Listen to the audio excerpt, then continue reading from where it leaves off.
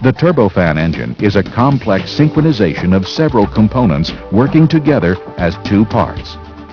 A core section that produces power to drive the propulsor section that produces thrust. Thrust is a force created by the acceleration of air. This phenomenon is simply an application of Newton's second law of motion, commonly expressed as force equals mass times acceleration. It is this force that propels the aircraft. To see how this thrust is developed, let's look at the internal workings of Pratt & Whitney's PW40-102 turbofan engine. The first component in the engine is the huge 9-foot diameter fan that rotates 2,800 times a minute at takeoff. This giant fan sucks in enough air to vacuum out the air in a 4-bedroom house in less than half a second. As the air races through the massive fan, it's separated into two streams. Only 15% of the air flows into the interior core of the engine. The remaining 85% of the air is ducted along the outside of the core and is forced through an ever-narrowing space, the fan duct, picking up speed along the way. The ratio of this air bypassing the core to the air passing through the core is called the bypass ratio.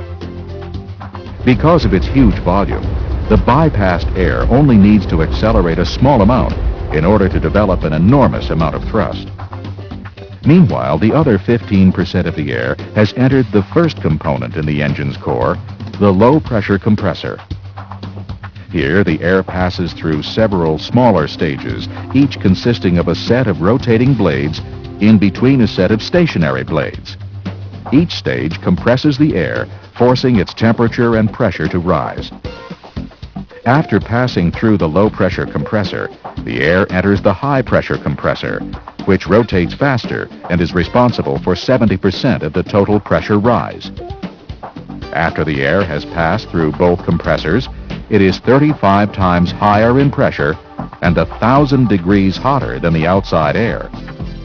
The compressed air is now at the right pressure, but it is moving too fast to be efficiently ignited, so it enters a diffuser, where it slows down while remaining at the optimum temperature and pressure. The air then enters the combustor, where its energy level is greatly increased.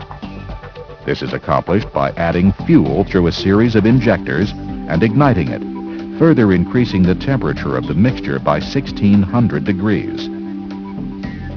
The higher the pressure of the air, the more energy will be added during combustion, and the more efficient this process becomes.